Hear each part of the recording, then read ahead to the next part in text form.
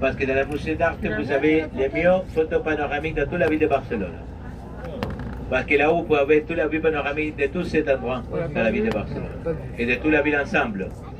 C'est pour ça que quand nous descendrons des cœurs, et avant d'arriver jusqu'à les musées, nous ferons une autre petit arrêt pour expliquer comment sera fait toutes ces parties aussi à la ville de Barcelone et pour construire aussi la visite à Barcelone.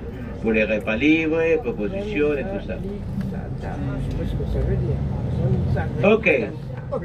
Et on dirait que quand fut fait en 1929 cette deuxième exposition universelle, était appelé un architecte de la jardinerie français qui s'appelait Forestier, qui était l'architecte qui a fait les dessins des jardins de les Champs-Élysées à Paris.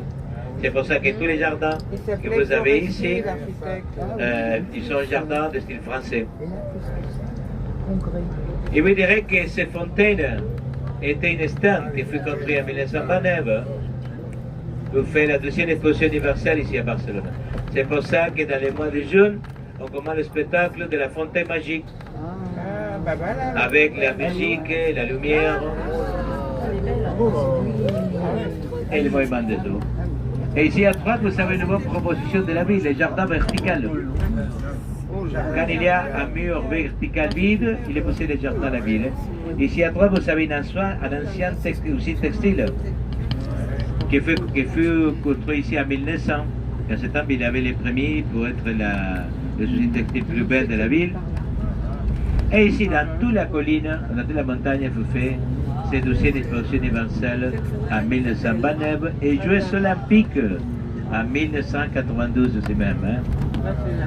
Et ici, la structure que vous verrez ici à gauche s'appelle le village espagnol, qui était construit aussi avec l'occasion de cette deuxième exposition universelle, pour montrer l'art traditionnel de toute l'Espagne, dans ces quartiers. Et ici à droite, on commence à voir la vue panoramique de la ville. C'est pour ça que Barcelone, on commande dans ces montagnes. C'est la montagne de Tibidabo.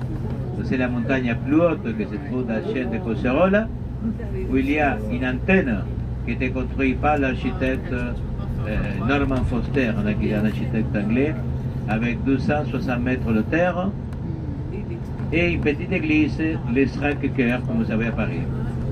On prend les mêmes noms, pas Sacré-Cœur comme en français, Sagrado Corazón. Sí, sí.